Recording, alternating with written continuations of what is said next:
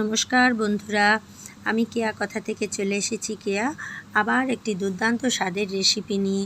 আজ কিন্তু আমি আপনাদের জন্য মাছ, মাংস, কোনো সবজি কিছুই আনিনি। আপনারা কিন্তু বিরক্ত হবেন না। আজ এনেছি ছোট বাচ্চাদের বিস্কুট। আজ করব চালের গুঁড়ো দিয়ে একটা নতুন ধরনের রেসিপি, সঙ্গে একটা ডিমও থাকবে। আসুন দেখে নেওয়া যাক পরিমাণটা কত দিয়েছি।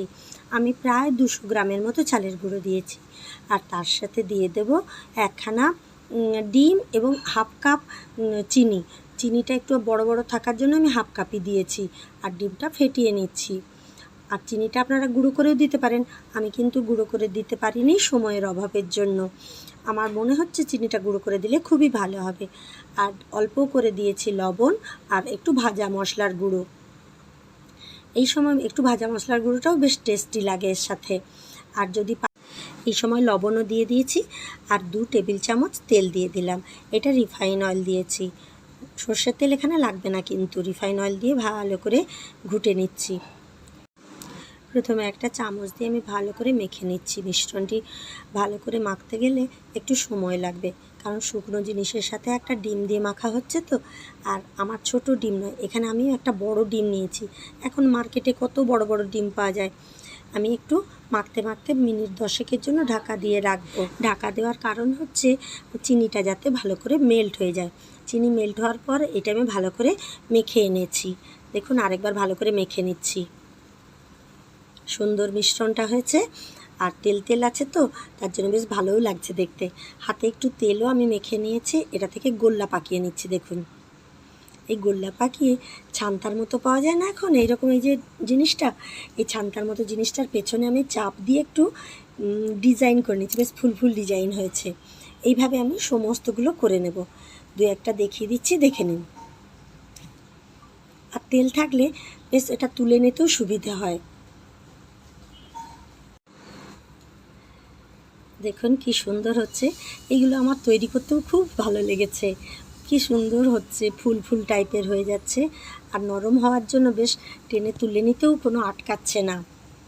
দেখেছেন, আমি অনেকগুলোই দেখিয়ে দিলাম। এভাবেই আপনারা করবেন, খুব একটা অসুবিধা হবে না। আপনারা এখানে অন্য জিনিসের দিয়েও ডিজাইন করতে পারেন। আমার কাছে এটা ছিল বলে এটাই খুব ভালো লেগেছে।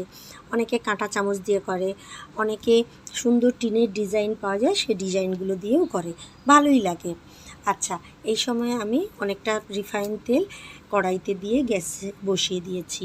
এই গ্যাসে বসিয়ে দেওয়ার পর বেশিক্ষণ জাল দেব না, অল্প গরম করে নিয়েই আমি এই বিস্কুটগুলো ছেড়ে দেব। বিস্কুটগুলো খুব হাই হিটে ভাজবেন না। হাই হিটে ভাজলে চট করে রং ধরে যাবে, কিন্তু ভেতরটা ভাজা হবে না। একটু মোটা করেছি, খুব পাতলা আমি করিনি, কারণ বাড়িতে তো খুব পাতলা করলে কি হয় না হয় জানিও না। তাই আমি একটু মোটা মোটা করে চাপ দিয়ে ডিজাইনও করে নিয়েছি। দেখুন, আস্তে আস্তে গ্যাস জ্বলছে, খুব টকবক করে তেল ফুটছে না, কিন্তু আমি অনেকক্ষণ ধরে ভেজে নিয়েছি। এটাতেই আপনাদের একটু কষ্ট হতে পারে, কারণ অনেকক্ষণ লাগে এটা ভাজতে। আমি ভেজে নিয়েছি অনেকক্ষণ। এই যে বিস্কুটগুলো ভাজা হয়ে গেছে, এইবার আমি জল বসিয়ে দিয়েছি। 2 চামচ চিনি দিয়ে এটাকে আমি চিনির শিরা তৈরি করে নেব। যারা এই চিনির শিরাতে ডোবাবেন না, তারা ময়দা মাখানোর সময় আর একটু বেশি চিনি দিয়ে দেবেন। আমি চিনির শিরাতে ডোবাবো বলে আর বেশি চিনি দিইনি। আমার চিনির শিরাটাতে অল্প একটু গরম মশলার গুঁড়ো দিয়ে দিলাম, আর বেশ মোটা মোটা হয়ে এসেছে। আমি দেখে নিচ্ছি একতার একতার হয়ে গেছে। এইবারে আমি বিস্কুটগুলো ফেলে দিয়ে ভালো করে মিশিয়ে নেব। এই যে যতক্ষণ মেশাবো ততক্ষণ কিন্তু চিনি শিরাটা একটু একটু ফুটছে, দেখছেন না?